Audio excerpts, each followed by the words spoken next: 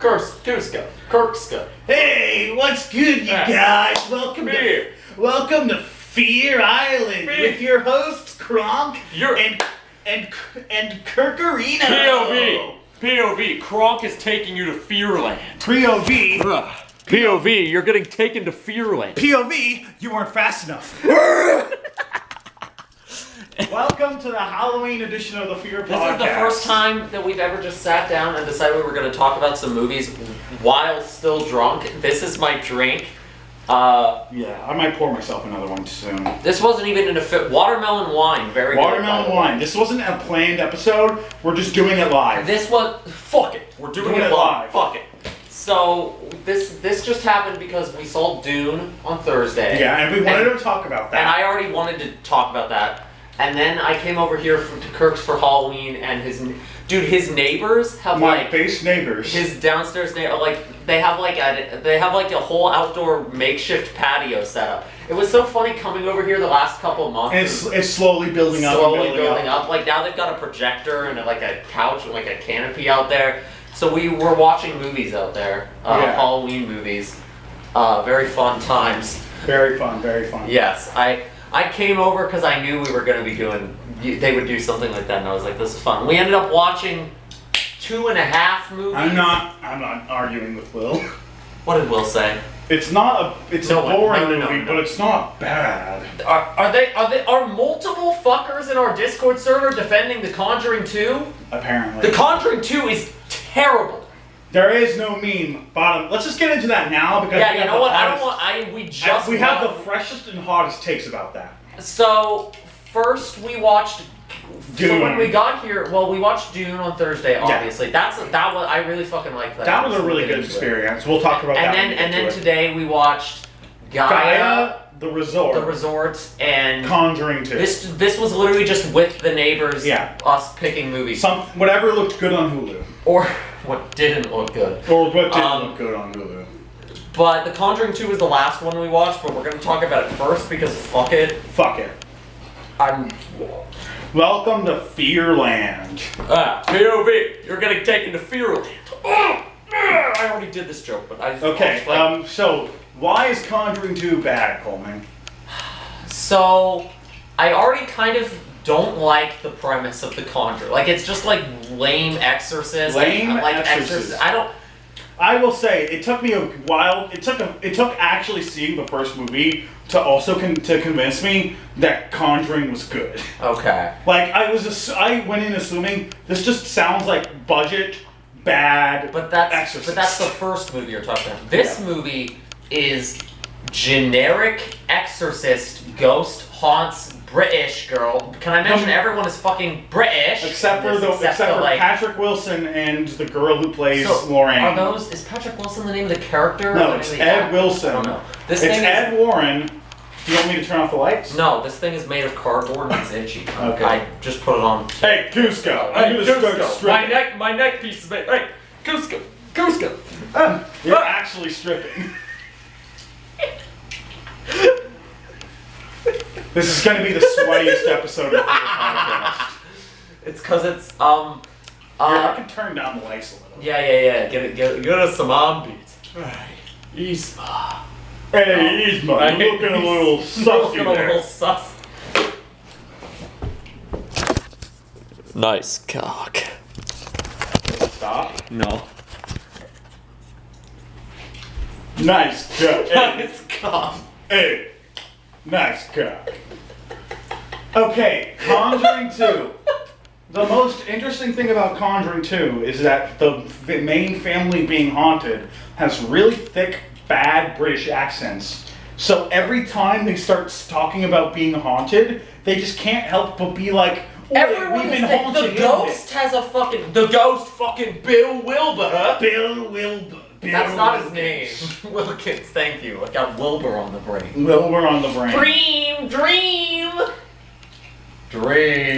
Oh god, wait. Dream! You've been telling me multiple times that you've been like, if this dream meme Infest the Fear podcast. We're done. We're done. And I did it. We did it. We canceled the Fear podcast. Oh, wait. Now is as good a time to talk about this as any. No. I like playing Steve in Smash now, guys. Remember the episode where I was like, I'm mine. I was talking about how much I hated Steve. You now like Steve. I love Steve. But every match is like a different, equally stupid match. And then when I win, my opponents get pissed off. It's great. You just spam blocks and it's fun. We're gonna play some more. What if we played while we were talking about the movies? Sure.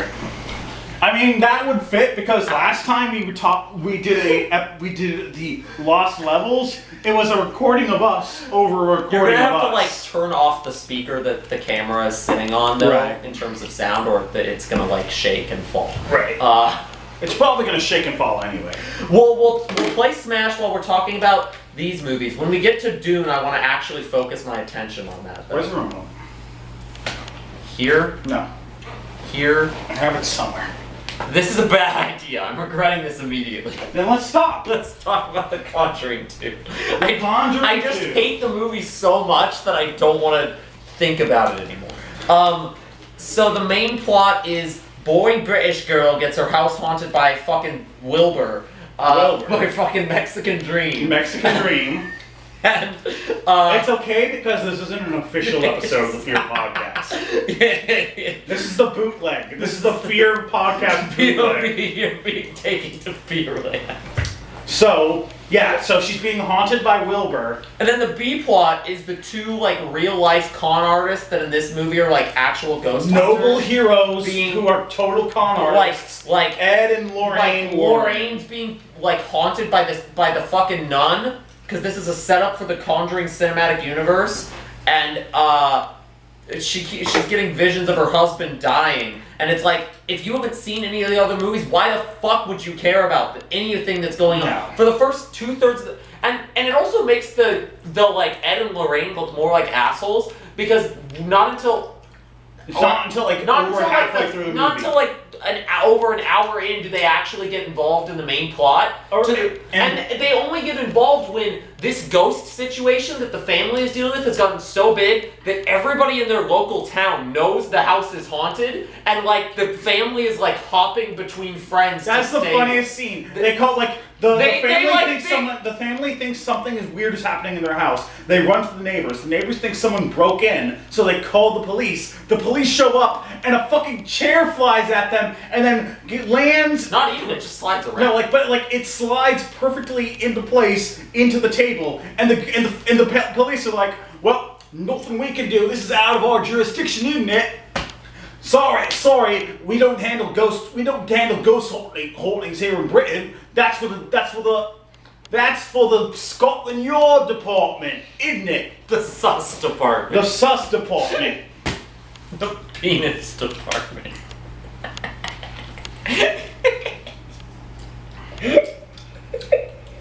So anyway, that is the peak of the movie where a fucking Okay, no, I also like the follow-up scene where these dumbass British reporters are interviewing the fucking ghost. That whole part of the movie.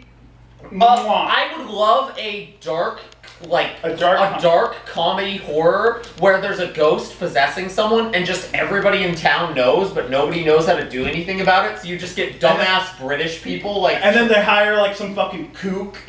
Wait, that could actually work with the other premise that I would love. The kook frauds who where the Conjuring. I want the black comedy Conjuring parody movie where Ed and Lorraine Warren are actually the scam artists they are in real life, and the movie is just about them fucking with people. That would be a better movie than any Conjuring movie, and I'm including the first one even though I haven't seen it. Damn. The first one's okay, but honestly, the connection to the Warrens is the least interesting part. It's just a good. The Warrens are it's just a good ghost movie that they just for some reason want to make about this real life case that really happened, even though I don't think this is how it actually happened. Also, for some reason they skip out on doing the case involving fucking Annabelle, like the Raggedy Ann doll. Save that for that Annabelle movie or something. Yeah. I don't know. I don't like these kinds of movies, are what make me not advertisement movie. It's basically an I mean, I guess I was just gonna say that this kind of horror movie is what makes me like is what paints a negative opinion for me on the horror genre. You're backtracking so hard because you're on a couch with a horror fan. Speaking to horror. Well, that's what I was gonna say is that this movie, you can blame this movie for the reason that this movie is the reason you're constantly having to show me good horror movies to reassure me that good horror exists. Because this is the most this is the second entry in the most popular modern horror franchise, and it's fucking terrible. It's like generic in a generic in the worst way. Parody of horror. Also, we turned it off because the movie slows to a fucking crawl. As soon as the Warrens show up in Britain, the pacing fucking dies. Like there was the scares. There was like 5 scenes in a row where they were just having conversations about mindless bullshit. Patrick Wilson sings an Elvis song for no reason, and then we pause it and find out there's 40 minutes left. Fuck no. Okay, so how is there an entire third act left? Nothing's happened. Why are you wasting our time? Yeah. Well, the family is dealing with the funny ghosts who include but are not limited to Wilkins and the fucking Crooked Man. The Crooked Man is a cool concept that they use for like 2 seconds. I don't ever remember. Do they use it more in the last 40 minutes, or is it just that one? I don't think so, and I don't. Even if they did, like they only use him as another cool set piece that doesn't actually matter. Like, what the hell's the point? Why do they put so much attention Conjuring on cinematic universe? It's the same reason The Nun gets so much focus. The Nun. Okay.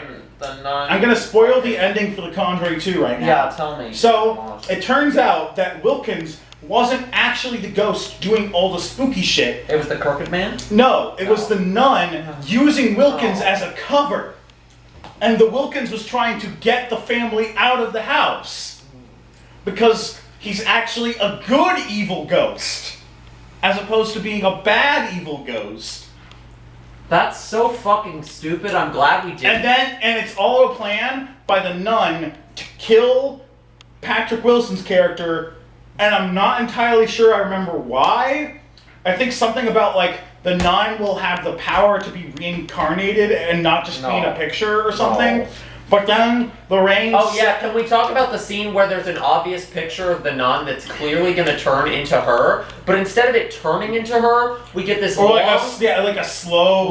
We get this... We don't get a jump scare. We don't get a slow, like, oh, she's a picture, oh, she's moving. We get ghost of her shadow floating through the wall, reaching her hand around the painting, grabbing the painting, and then running forward like an idiot with the painting in front of her face. We get the least scary possible version of this scenario. Yes. And then it keeps going. And yeah. And this is after like a couple minutes of setup, by the way. Yeah, like they spend so long setting this up, and it's not even scary when it actually happens. This is the fucking Snyder cut of horror movies. It's entirely too long and has so many pointless scenes. And I'd have to go get like another drink, and I already drank all the watermelon wine. What do you want? Oh no, I meant if we finished that movie, I'd have to go get another drink. Okay. But Monokuma. I'll be right back. I don't think we have anything left to say about Conjuring, so... No, we don't. We can move on to the next one. Wait a minute, Coleman. The Conjuring 2, The Conjuring, Conjure... He's doing a spooky transition! Ooh! Conjure, summoning, spores, Gaia...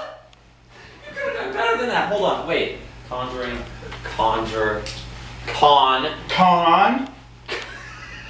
Us, fungus, Gaia. spores, Gaia. Spores. Should I pause it? No. Okay. Fuck it. So, Gaia. That was the first movie we watched when we were coming in. We missed like the first 10 minutes. I don't know what we actually missed from that.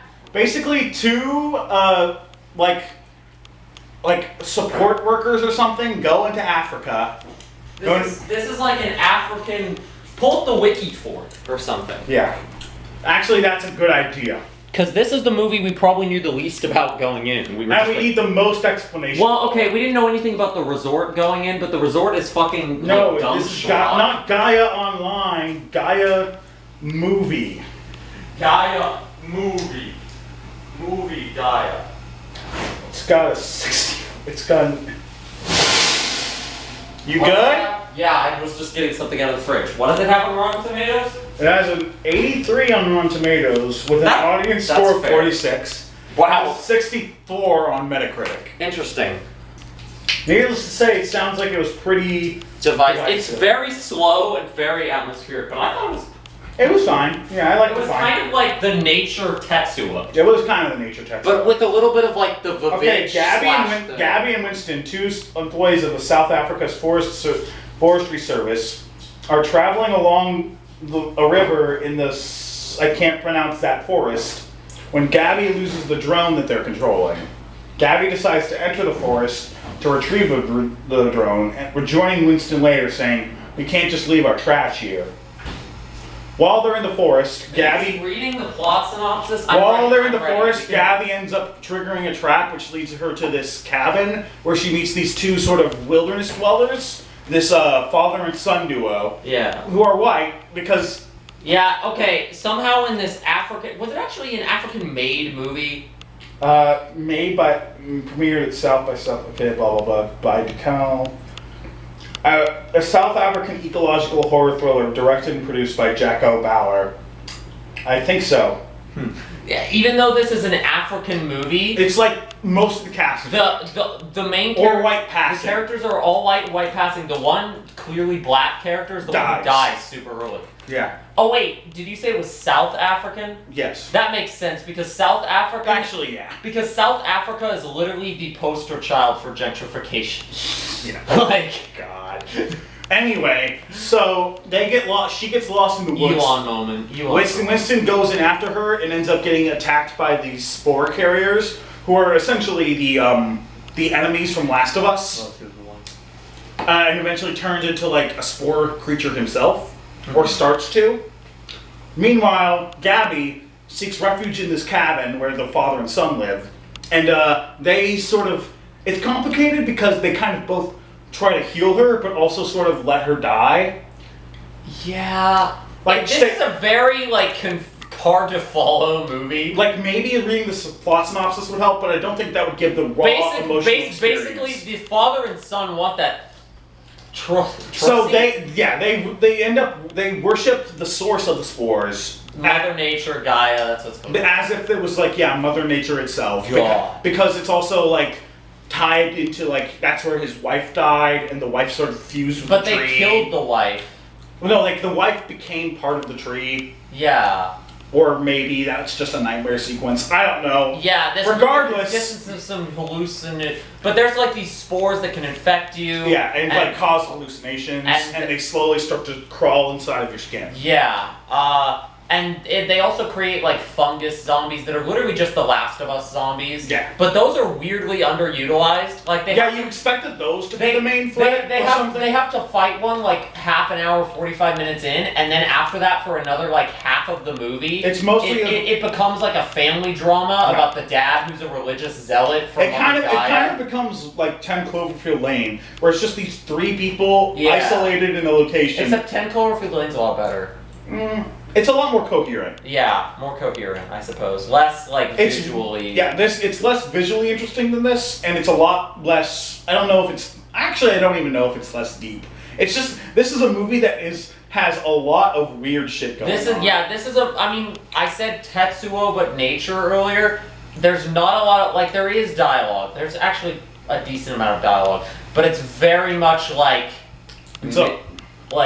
It's got like Midsummer, Hereditary. Yeah, like very sort of psychological, very psychological, atmospheric, almost eldritch horror to it. Yeah, horror vibes. The father and the where son. It's just like they slowly realize that it's not the spores that you need to worry about in the woods; it's the woods themselves and the people that live in it. Yeah, AKA the father and the son. They really want that trussy. They really want that trussy. That tree pussy.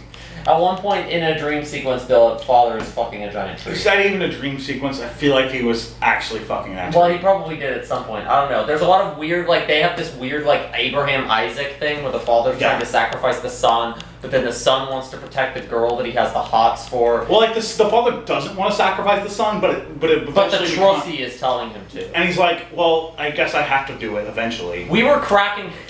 We kept, like, once someone brought it up, we couldn't stop making... Your neighbors are funnier than most of the people that I know at school. Including us. Or, yeah, they are funny. They should be hosting this podcast, not us. Well, they were like, we need Kirk's commentary on every movie once you started talking about Trusty. Or maybe that was during The Resort, I don't know. Well, it was both. The point we're making is, as entertaining as these videos might be, it's probably more fun to watch. Yeah, honestly, yeah. Watch this movie with a bunch of friends and have a fucking weird time. That is the best. It's a trip movie. Yeah, I can't even really... Smoke some of Gaia's, Yeah. I'm trying to come up with a nature weed Gaia something. Yeah. A joke I could come up with. It ends ambiguously with it, like, not being clear whether or not the sun is actually carrying the sun, like, escapes to the real world, and then they have an ominous lingering shot at the end of, like, he just ate a burger and it's got mushrooms in it or something. Yeah. Mushroom fungus growing on it. The girl dies, she gets infected by fungus. Fungus among us. Same with the dad. But, like, for different reasons. Fungus among us, we did say that too.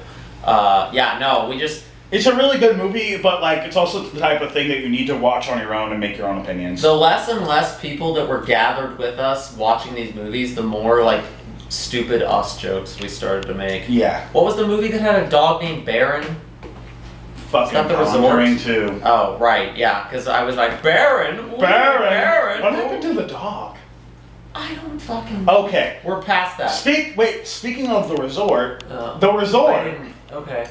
Anyway, The Resort was bad. I'm gonna, like, edit it so it looks like we didn't cut between those two scenes. Yeah. And then I'm gonna not edit this joke out. I'm not even sure what to say about The Resort. It's a terrible, schlocky movie. So yeah, it starts out so generically and then just gets worse from there. So imagine every, like, group of annoying, killable characters goes to a resort to have fun and then gets attacked by monsters movie. Yeah. Except in this movie, the resort is an abandoned resort on an abandoned island that is on an abandoned native burial ground that is known to be a sus location. So basically, where the half-faced one, like, it sounds like we're just saying, like, oh, they're piling on all of this shit in a really clever and ironic way. No. Like, all of this dumb shit happens, and you're supposed to take it completely seriously. One of the people we were watching it with said it gave them Cabin in the Woods vibes, and it kind of does seem. I haven't seen Cabin in the Woods, but it seems like that. It's Cabin in the parody. Yeah, it's Cabin in the Woods if Cabin in the Woods took itself seriously. Yeah, it's so weird movie. A bunch of dumb teens show up on a dumb island and start doing dumb stuff. They're not even teens, they just fucking act like teens. They act like teens. They're insufferable. They have a bunch of dumb speeches about how they don't believe in ghosts. Like porn. They are actors, their acting skills are porn star tier. Yes. And then they get to the resort and they start doing dumb stuff. They combined the group of annoying teenagers go to a haunted house premise with the group of people go to a resort and it ends up being sus premise, and just mashed them together, and it doesn't work at all. They just shoved them together into one thing. They got... The movie, within the first, like, 20 minutes, there's a, like, 5-minute exposition sequence. We've talked about a lot of bad exposition scenes that we ignored. This is probably the worst we've ever seen. They literally explain the entire movie. They explain all of the threats. They explain everything about it. And everything is explained in this deep, scary voice that gets progressively harder and harder to understand. You're supposed to take this seriously because this is a serious movie for serious people. I don't understand how anybody could watch that scene and actually get all the exposition because it's flat out hard I don't think you're supposed to, so that, like, when they do the thing, they can be like, "Look, we were clever, we tricked you. You didn't see that coming." Like, they literally explain everything. The Indian burial ground, which isn't relevant, by the way, never brought up again. Never brought up again. The half-faced girl. Barely relevant. It's called I don't know, something else. Whatever the other. I couldn't understand. So, fucking the key, like, they spend like a fucking hour of the movie just getting to this dumb resort and dicking around. Kirk, I can talk. If you want a drink, I can talk about the movie for a little while. No, I want to finish this and then. And then they spend the last fucking, I don't even know how long. Well, I feel like they spend like... Is this just raw? That's the strawberry margarita thing. I should mix it with something, but I didn't want to be in there for any longer. So, okay. I came back here. Regardless, then they start getting picked off one by one, starting with the dumb blonde who, she wasn't even that dumb. She got locked. She was just the least good actress. Yeah, she got locked in the car, and for some reason, none of them had the bright idea of unlocking the doors or I'm assuming the locks were stuck, but they couldn't have broken the window. Even though they just broke a glass door. She was also I love that she was stuck in the car for 1 minute, and she was already freaking the fuck out as if she was about to die. Yeah. Then the car gets possessed and drives her off a cliff, and she actually does die. And then she didn't know that was gonna happen. And then after they go back in, just check on her and find out she's dead. They see like a ghost. I don't know. They see the half-faced girl. By the way, I'd just like to say we're speed running through this shit. All this happens after the hour mark. Yeah. The first hour is it's so brightly lit. And it's just these people dicking around in this brightly lit, not at all scary scenario. Right. They don't even present any ominous, scary things to them on the way there. It looks like a fucking vacation ad. The first scary, massive air quotes thing they put in the movie is these scary birds. Not scary birds. They're just birds that make weird noises. But they literally build them up. Other thing, the movie has this dumb flash forward, flash back gimmick. But it's actually she never left the island. Where the main girl is number 15. Shut up. Where the main girl is just explaining what happened to this very skeptical private eye. I don't know.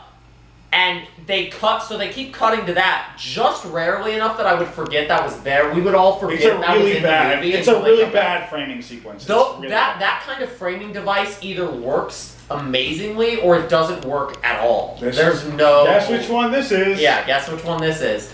But they set up this bird thing with as we were about to leave. It happened, she said, and you're expecting somebody to finally die, something scary to happen. No, just a bunch of fucking weird noise-making birds. Like this is the scare you put 20 minutes in before the real scares, not the one you put an hour in. That's what you get when they first arrive at the resort. The birds fly out and they're oh shit, that was scary. The first hour is 4 annoying college bros that aren't even, they're out of college, waxing philosophical about whether they believe in supernatural. The coyote that wasn't native to the island and died there. That happened after the birds. That's right. Nothing happens for the first hour of this movie. Okay, so then just these annoying characters having annoying conversations. They find a dead coyote, then the blonde chick dies, then they run back into the hotel because they're chased by a spooky half-faced ghost. Then the half-faced girl possesses the most annoying douchebag character, and then they kill him. Rips his face open, and then possesses him again, so he's got his face ripped open while he's talking to them. Which there is one moment, there's a moment where he is approaching, and you can see the ripped face, but it's in shadow. Right. That is actually good. But then they fuck it up. Well, they ruin that moment because they have him as a character going, Max. Oh my god. In that exact tone. Dream. It's the same fucking thing. No. Anyway, then the fucking annoying guy kills the hot Jake Gyllenhaal lookalike. And then the main girl runs away in terror, and then she runs into the corpse of her best friend who died in the car. Oh right, who's now also being controlled by the half-face. Keep in mind that we haven't mentioned this. This is a really badly shot film. Every single. Other than that one moment I was talking about. That one decent shot. That actually was good and mildly frightening. Yeah. It's not just a bad movie, it's also a badly edited movie. It's a really bad This is the kind of movie where mid-dialogue sequence, you get edits where they're in a completely different to a completely different take where the actors were standing in different positions. A different take with different audio, a different outfit, different lighting. Basically, everything that could have gone wrong with this movie feels like it did. That being said, this is kind of a funny movie to watch. It was certainly more enjoyable than Conjuring 2. It's a fun movie to riff on. Yeah. That said, I don't know. I feel like there are better movies to riff on. Yeah, there's better movies to riff on. After the first kill, we thought things are picking up. It took 10 minutes for the next guy to die, and we're just Jesus fucking end someone. But I mean, after an hour of nothing happening, that was fast. Yeah, that was kind of fast. The movie's only like 90 minutes long. Unlike The Conjuring 2, which is 2 hours and 13 minutes. When you paused it and it said we were an hour and 31 minutes in and there were 40 minutes left. Yeah. Oh, that's up there with the Snyder Cut in terms of egregious length. Like, an egregious wasting time. A 2-hour movie versus a 4-hour movie. At least the resort didn't waste our time. Like, I guess not. The resort was stupid, but at least it didn't waste our time. Like, yeah. And then the twist is, the doctor who she thought saved her, is actually in on it, and she never left the island, and now she's dead. Number 15. Your gum's like coming out of your mouth. Gum. Guns don't work in the Dune universe. No, Dune, we're not going there spice. yet. I need to breathe. I need to. Do you want to take a break? I don't know if I'm talking about a break. I'm just talking about like I'm gonna down the rest of this and then. That's a dumb idea, but I approve of it. Actually, I probably should get a water first. Why don't you just keep? Get a water. We had fun watching movies and riffing on them with other people besides ourselves and the occasional guest. Yes. Is what we're saying, and that's why this episode exists. Monokuma. I'm gonna find the TV remote because I have a craving for playing as Steve in Smash Brothers. Monokuma. Let's do stuff. Shussy. All right, Yzma. Now that I've satisfied my Steve and Smash craving. Kuzco, you're banging my daughter. Kronk's daughter? Haha, Kuzco. You're banging Molina. Okay. Hey, Kuzco. You're banging Yzma. We're supposed to be talking about Dune now. Wait a minute. Weird horniness. Dune! Okay. Yeah, so we're gonna talk about Dune now. Can you tell that we have no idea what to do for a transition? No, yeah. We're gonna talk about Dune now.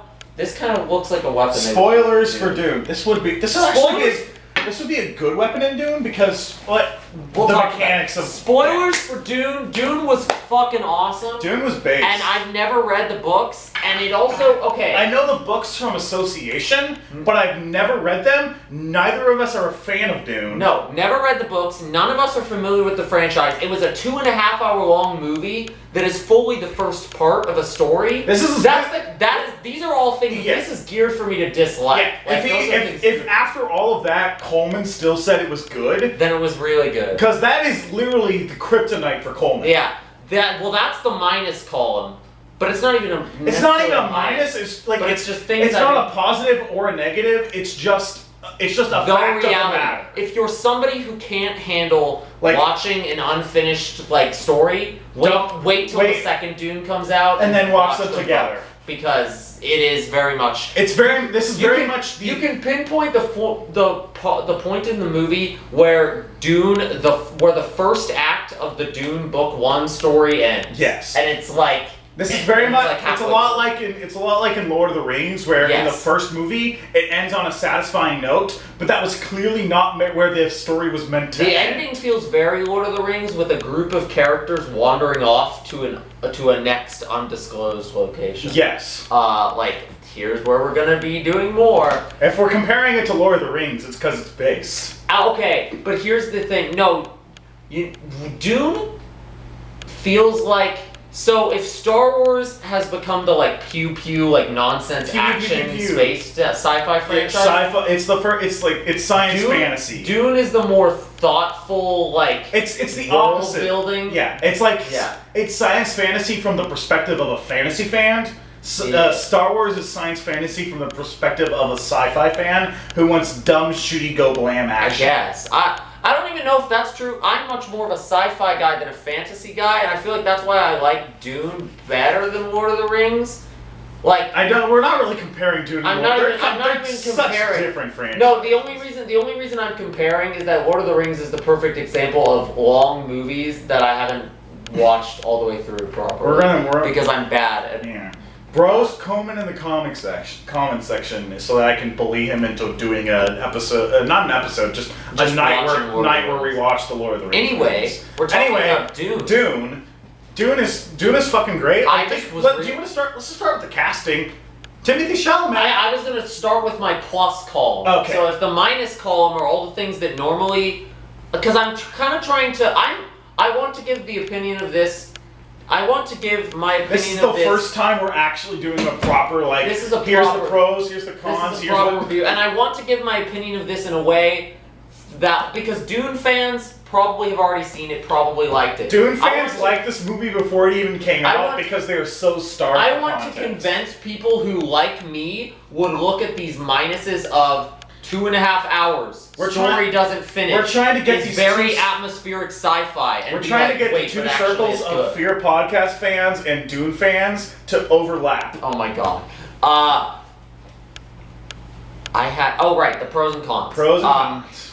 This has lemonade in it. It's not all alcohol. It's not all alcohol, but it is a lot of alcohol. The pros and cons are, so the pros, I already listed my the things that would normally make me not interested. Pros for me are sci-fi, but sci-fi, but from a less very thoughtful atmosphere, less philosophical, more like world building and lore. World building, lore, atmosphere. Yes. And another pro, it has a protagonist who sees visions of the future, which for me is something. This is the Monado's power! The plot feels very Xenoblade-ish, for more reasons than just the protagonist can see visions of the future. The white man comparing movies to other movies moment. Movie to video game! Movie to video game! But I love when our friends were roasting us for that in our Discord. Cis white guy likes Dune. I'm like, okay guys. Says the cis white man to the cis white man who also likes cis white man movies. Yeah. It's the uncut gems effect. Us talking about Dune.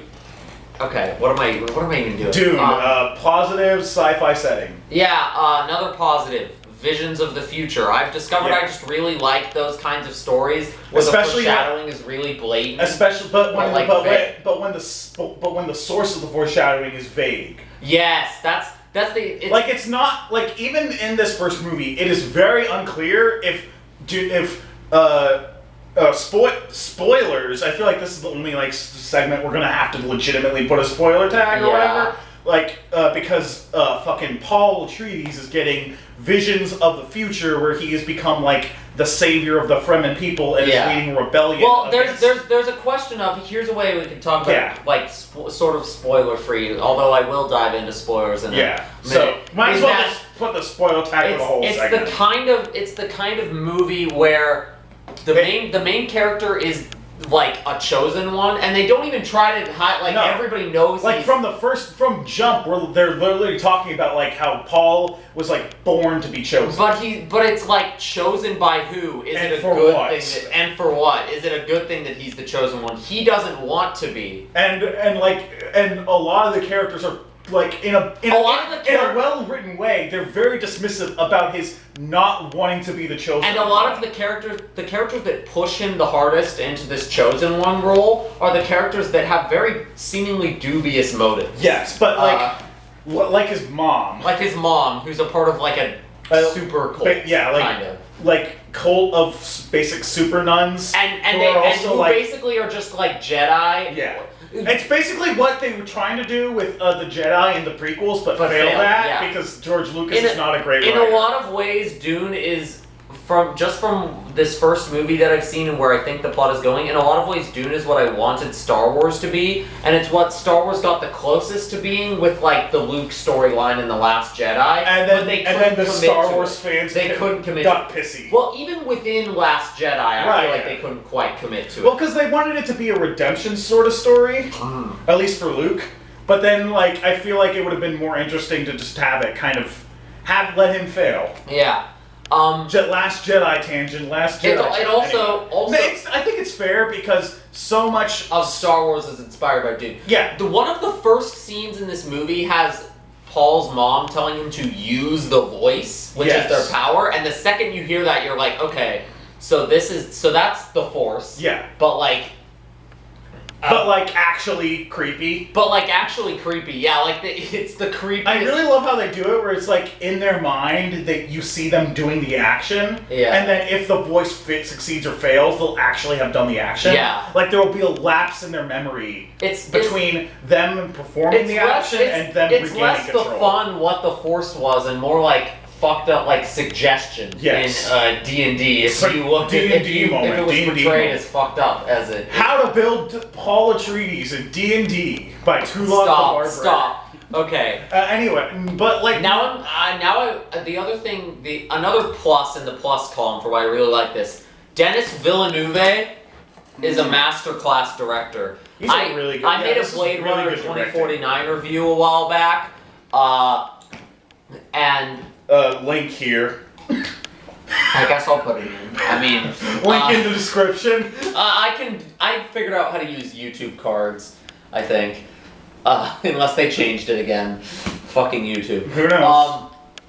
But I loved that movie too, and that was a movie nobody watched. So that's what the fear was like. Is Dune also gonna bomb? Thankfully, people seem to be watching this movie. Dune seems to be doing, and it also seems. Which is funny because.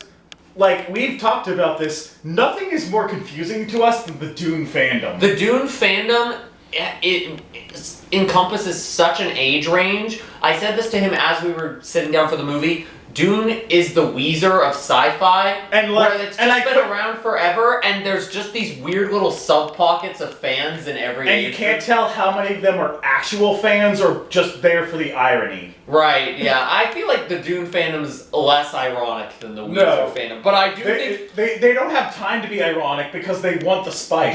The circle, the Venn diagram of Dune circle. Weezer fans is like this. Like it's very not all Weezer fans, not all Weezer fans are Dune fans, but all Dune fans are Weezer fans. My friends from high school were the ones who've been hyping up Dune for a while. They're also Weezer fans. Shout outs to you guys if you're watching this. You've already seen the movie. Probably. Comment in the comment section, Fungus Among Us, if you're one of Coleman's high school friends. Shut. But Villeneuve is a great director, and he's also given a great cast. I described this in the group chat with my friends, why I like Villeneuve. He makes, like, artsy indie films. But with the budget... with the budget and specifically the scope of blockbusters. Yes. All of his worlds are these, like, huge scale... Those are my favorite directors. The ones who never make money, but for some reason he found a way. Right? Yeah. No, and that's... big scope, small budget, big feel. Never makes money except for Dune. Yeah. Because Dune is supremacy. So he was kind of perfect to direct this. It's just this huge scale. By the way. I thought this. I didn't think it was going to be a disaster, but I thought we were going to just be bored when we went into this. But like, it has the potential to be boring. But all those really cons we listed, but it's thoroughly engaged. There's a lot of expositionary dialogue they have to use just to give you a base level of info about this world. Because that's what makes the book so hard to adapt. From what I've heard, is there's just a ton of world. Because this isn't. Not only is this not like a. It's popular in sci-fi nerd spaces, but it's not popular necessarily in the mainstream. Mm-hmm. And in addition to that, a lot of its rule sets are really weird and complicated. Yes, it's got a very complicated... It's not a bad thing, it's just a fact. And I feel like even with all the info they gave us in that movie, they gave us like the bare minimum to really understand things. They gave us the dumb moviegoer explanation. But, okay, there's another thing that would normally be a con, but Villeneuve handles it so well. Most of the exposition... The vast majority of it really feels really natural and not bad. When it's either worked well into the scenes, or if they really just go straight exposition mode, it's accompanied by some gorgeous visual or amazing sound cue. Something to give you visuals in addition to not just an explanation. Words.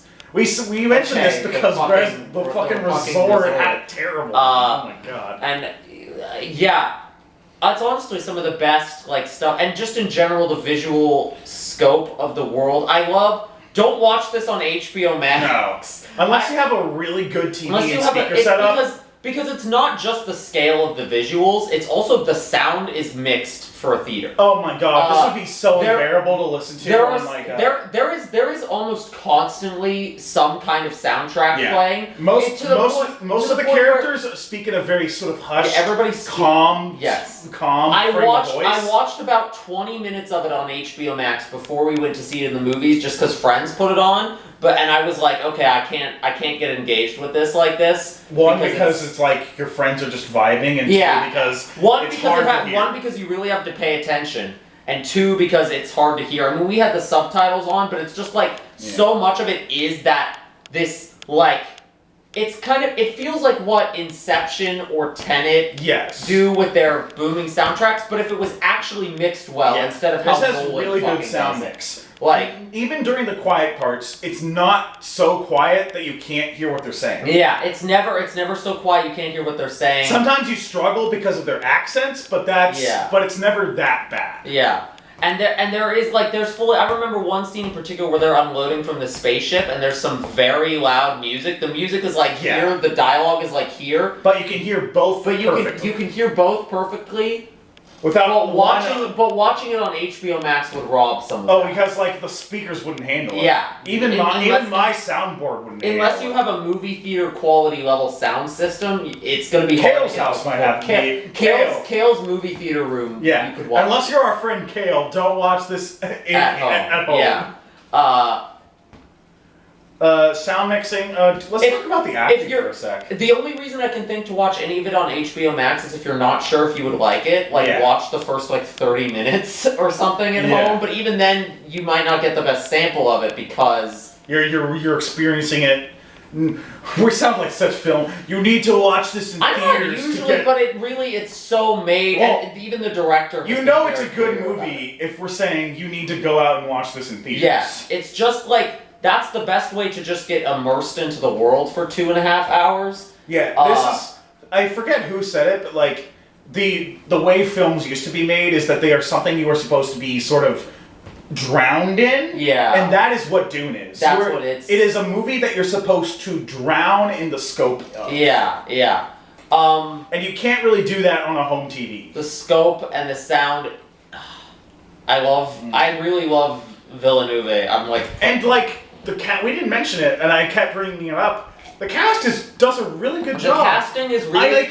I know Timothée Chalamet isn't a bad actor, but we have... There's a meme around it. There's a lot of memes floating around it. He was good at this. Mostly the meme around it is that the early 20s age market in Hollywood has just been cornered by Tom Holland and Timothée Chalamet, and it's annoying as an actor, as an aspiring actor especially. But like then you watch movies like these, and you're like, oh, so that's why they keep hiring. Dune. It also fits Timothée Chalamet well, and you mentioned the casting. I think that's part of what's brought the movie to success because they cast a lot of really hot names right now. Yeah, Oscar Isaacs, Dave Bautista, Timothée Chalamet. Yeah. They cast a lot of really hot names right now that will convince people who have never heard of Dune or read Dune to go to the theaters to see it. And then Chalamet fans who have never read Dune are going to go to the movies to see it. And then like all of them are cast perfectly. Timothée Chalamet has just the right amount of broodingness and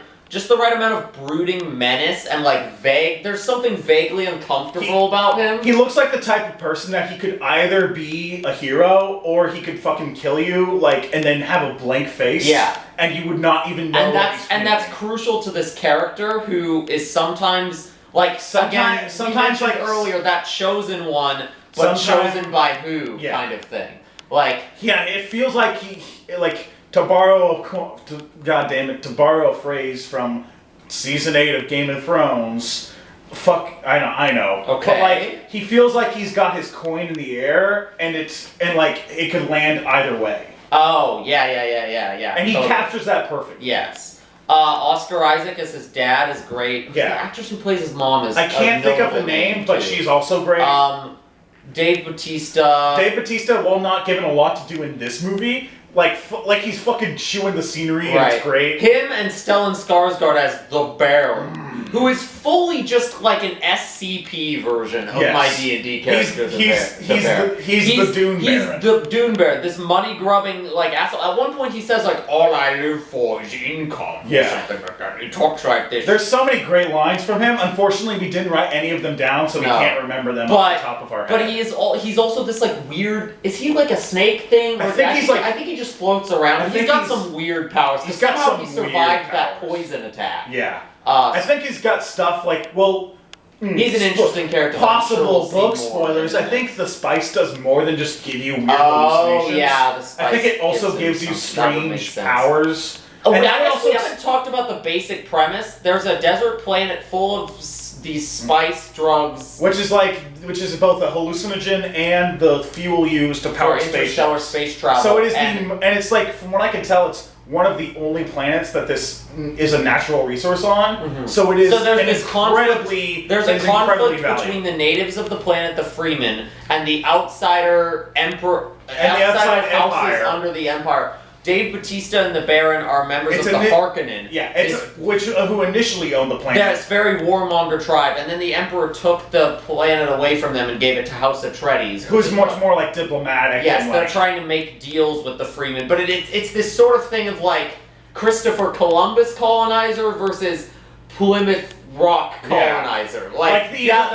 The Freemen know they're in for a bad deal either way, but one group is at least not. One group is trying to genocide them. The other group is trying to like negotiate with them. And it's like they're gonna talk to the negotiators, but they're probably not gonna like them. Yeah. And the movie actually kind of addresses that. They do some interesting stuff like that. Like when the Freeman visits and he spits on the table, and it's his cultural custom, and the military guy is about to attack him, and then Duncan Idaho, played by Jason Momoa, has to be like, calm down, it's part of their culture. We thank you for this sign of respect. It's actually trying to say something about Chosen One narratives and white savior narratives, rather than just Rey Skywalker. Oh!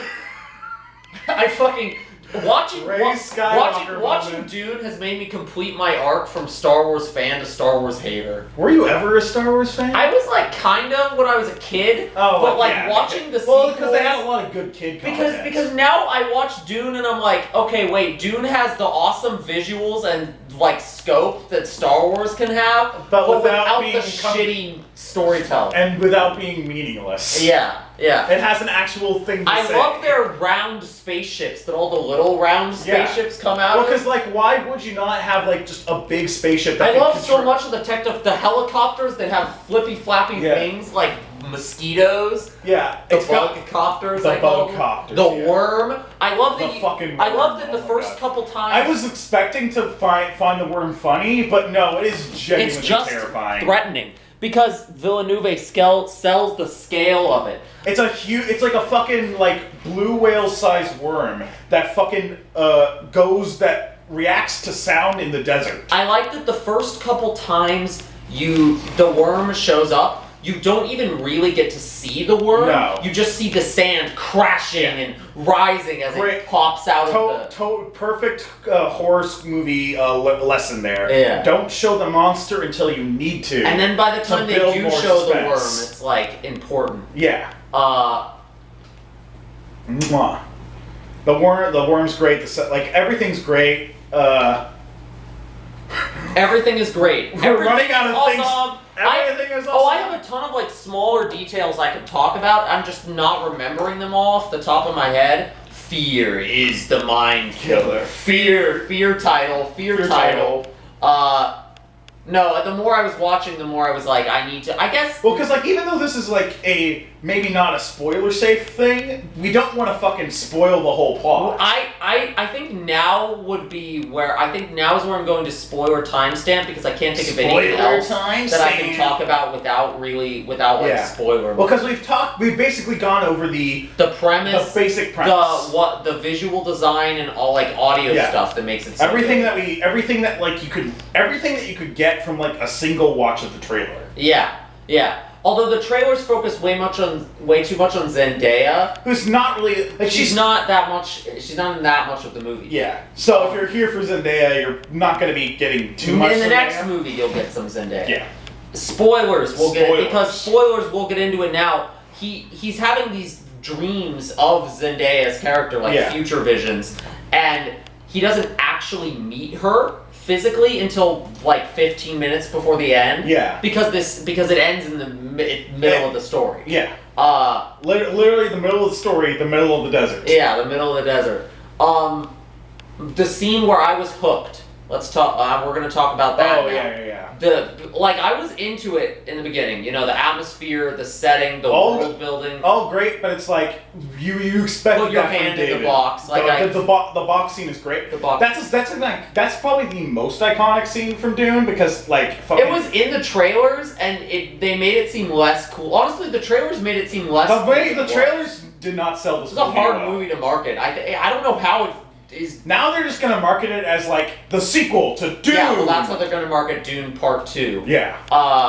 But the conclusion to the epic story. The scene where I was like, okay, I am now into this. I am now into this. No matter where, like, if this goes the way I'm going, could be like top tier media for me. Is middle of the movie, the Harkonnens have brutally invaded the Atreides camp on the planet. They got a traitor to fucking lower the shields. I like that the traitor tries to help Paul's father. Well, because he's like, I'm not doing this because I hate House Atreides. I'm doing this because they have my wife. He gives him like this poison tooth. But I still hate the Baron, so I'm going to try to do everything I can to help you get. And that's the poison attack. Is he breathes out poison, which will kill him, but will also kill the Baron. Except it doesn't kill the Baron because the Baron has. I like that they don't even show the guys show up to clean up the poison mess, and then they realize the Baron's still alive. Yeah, he's like a fucking horror, He is like clinging to the goddamn ceiling. But I like they see he's still alive. None of this is the scene that hooked me. It's just good scenes. And then the next scene is like him just with his goons, and you don't know what happened to those guys, but you just know they got all murdered. All murdered.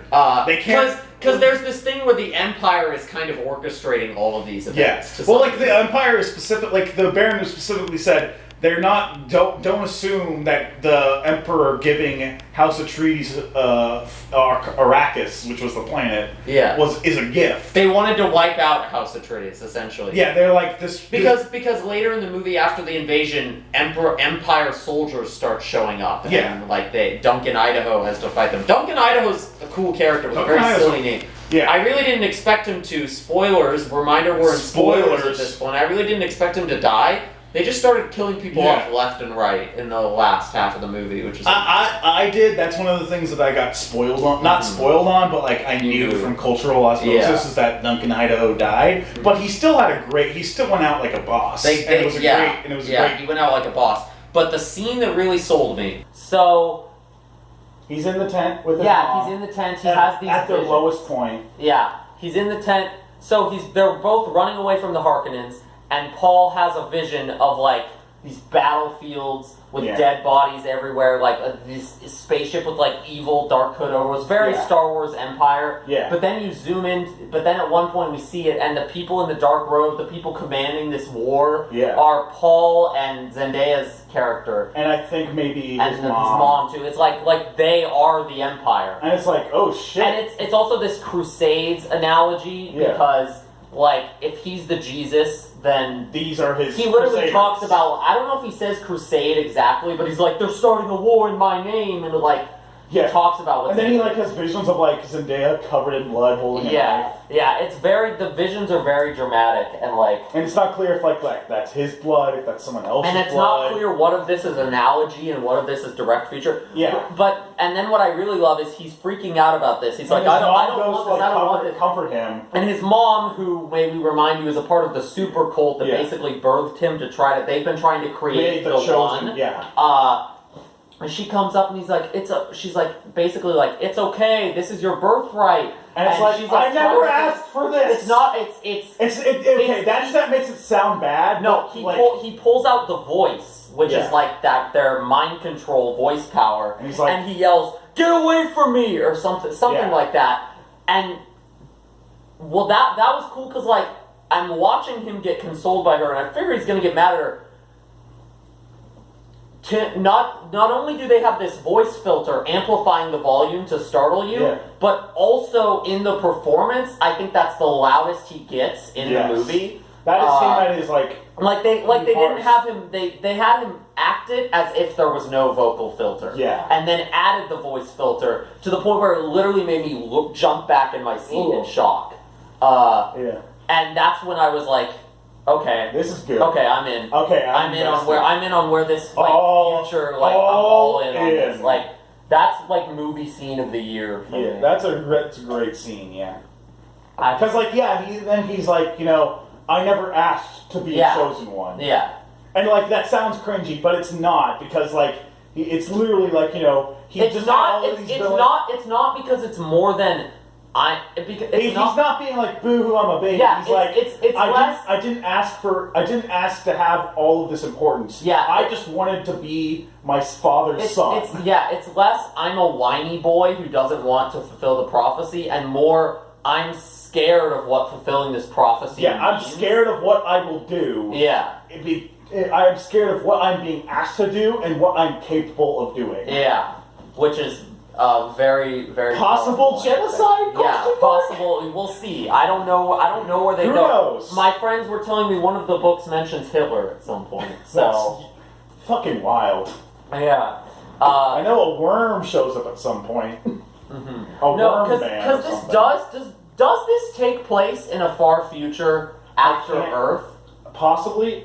It's unclear who's human and whether there are other races. I think they go into that more in other books. Yeah, I feel like they just didn't dive into that. Well, because they specify that the Fremen are different than the humans. Yeah. But it's not clear if it's like, well, the people from Atreides and stuff are just like normal humans and the Fremen are like spice. And are the Harkonnens humans? Like it's especially the Harkonnens, because like they seem very inhuman. Some of them look like fucking mutants. Yeah, the Baron. Fucking emerging from a vat with his fucking head guard with like I know it's Dave Bautista, but he still like has this bald head, right? No eyebrows, and he fucking looks. I also love the assistant that he has that is played by that one guy who always plays the villain's assistant. Yeah, never the villain, but always the villain's assistant. Never the bridesmaid, always the evil. Always the scheming like side-eyeing assistant to the villain. Someone who will never actually betray the villain, but will always think about it. Yeah. Somebody who will come up to the side goon who's considering betraying the villain and be like, I really advise you not do that, but if you do it, make sure I don't get involved in it. Make sure you don't mention my name. Yeah. There's really nothing. The only possible criticism I could think of about this movie is that the character Janice, that's introduced semi-late into the movie, he dies at the end, and he really doesn't get and maybe it's like this in the books too, but I didn't really he explains his motivations to fight Paul at the end, but I don't really understand why he felt so strongly about. Well, they get confronted after they wander. This is when they finally find the Freemans who Zendaya is one of. Well, because they met the Freemans before and they tried to discuss peace, kind of fell through. Then they meet again in the desert, and the Fremen essentially are about to kill them. Yeah. Because they're like, you're just going to lead the Harkonnens to us and cause more damage. I just remembered one thing we didn't talk about earlier unspoilers your timestamp. Unspoiler, you know what? Fuck you. Unspoilers your timestamp. The shields. I love the shields. I literally don't think they could have represented that better. So combat is technology has advanced to such a point that projectiles are useless. Unless you have very specific kind, like the assassins who invade House Atreides.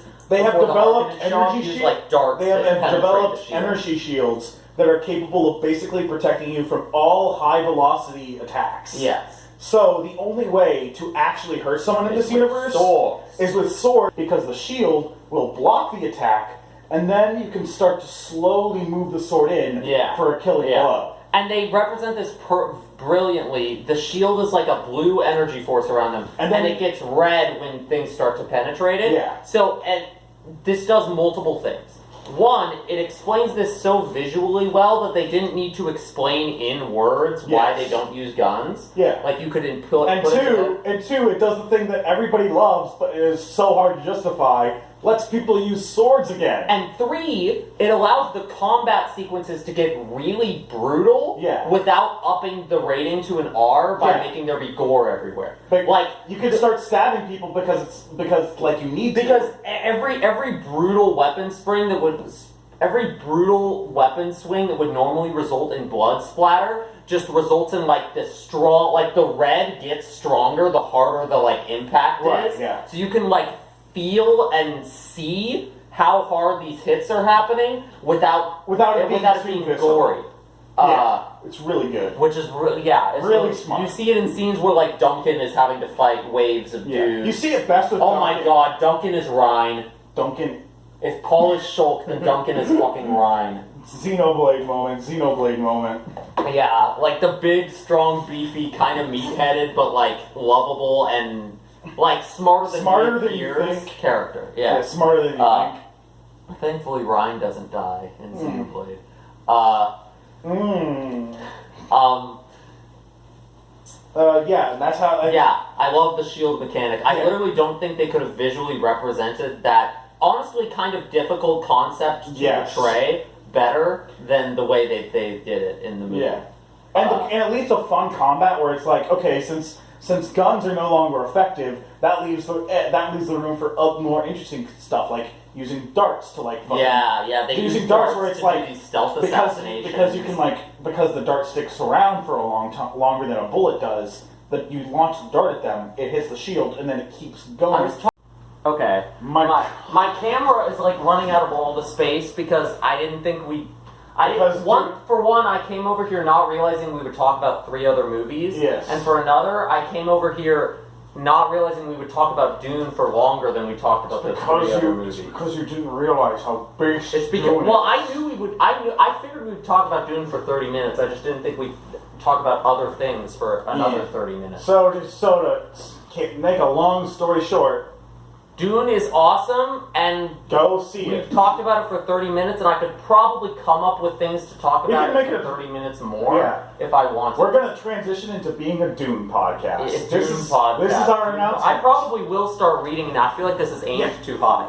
Well, I'll probably start reading it now. Same. I'm probably going to pick up the book because it's just. I have a credit on Audible. It's got that little bit of Xenoblade, and real ones know I love that Xenoblade. And it's got that Star Wars, but without the schlocky nonsense that Star Wars has become. And it's got the level of depth of world building that you would expect from Lord of the Rings or Game of Thrones. Yeah. It's got all of those things.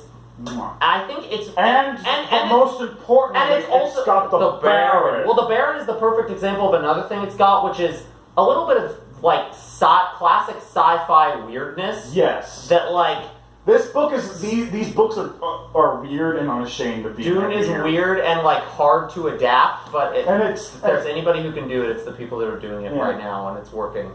It's working very, very well. I expected it to be good because it had a lot of things, but I didn't expect to be so sold on it that I was like, I need the second part now. Well, because from the initial people who saw it outside of the U.S., I heard mixed things. But then it came over here. Everybody loves it. Most of the mixed reviews it got were about it being the first half of a story, and people really not knowing that it was going to be that. Why is it only half of the story? Right. Why didn't you turn a 30-hour book into a 2-hour movie? I kind of get it because if you didn't know it was that, if I didn't know that, I wasn't even that mad because I knew it wasn't going to be the whole movie.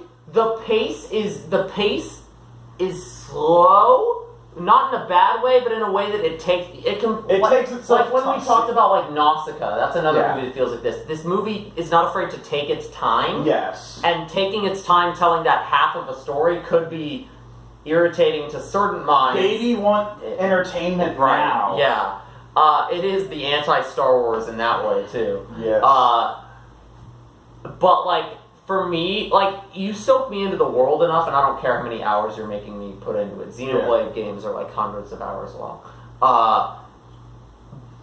And I was very sucked into the Dune world, even though I feel like they kind of give you the bare minimum as far as info about how that world works. Even though they give you a lot of info, they still give you. I feel like there's a lot of depth there that we have no idea about. These books are like I can imagine just how massive the section of the book is that they adapted into and how filled with like info about the world. God, those fights were probably like a chapter each. Right? Yeah. Just a full-on chapter, just having to describe. There's a reason. There's a reason it's been unadaptable for like except for that one years. time in the 80s. David Lynch adapted it, which I like to watch that. I like to watch that at some point too. I hear it's really weird. Yeah, that's what my friends have told me. It's very, very weird, but like cool, like not bad, just weird, bizarre. And they're cramming a lot of story into. Yeah, I imagine he probably took a lot of artistic liberties with the story, whereas this feels very like you can tell it's a book adaptation, but in a good way. It's a good book adaptation. A good strong book adaptation. And honestly, the way it ended on a sort of cliffhanger,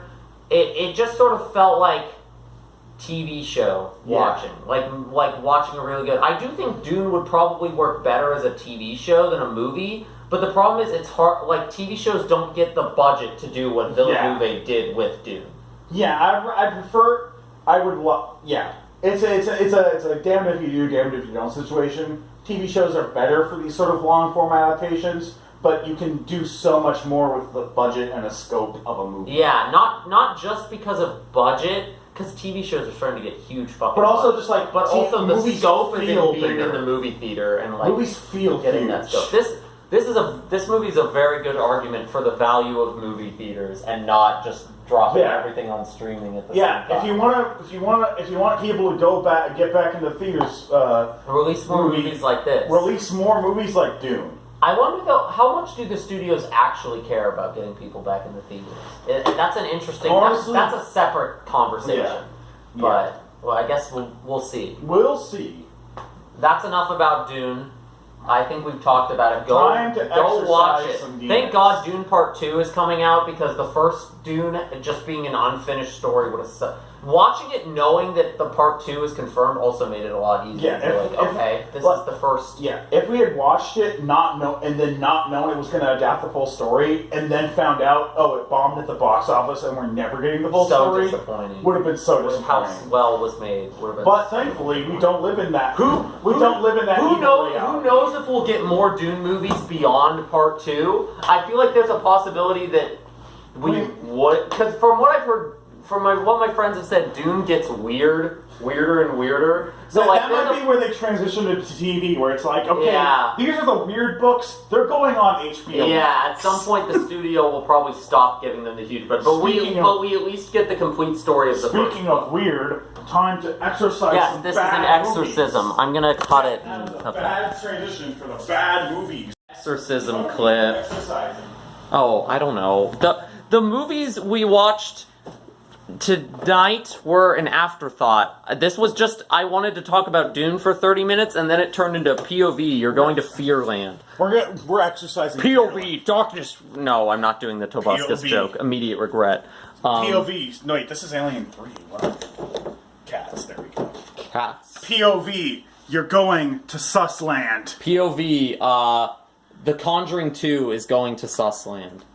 So is the resort. We did say sus among us a couple times. Sus among us. We're exercising among us. us. The Conjuring 2 literally whittled out all the people we were talking to because it was so boring. It basically turned into an unofficial fear podcast. Yeah. Anyway, where we were just talking sus, fear, sus. What do you have to say before I banish you? This is such a half-assed exercism. Because it's the Conjuring 2. Who fucking cares? This was our talk about Dune for half an hour text. Video. Fear. Go see Dune. Go see Dune.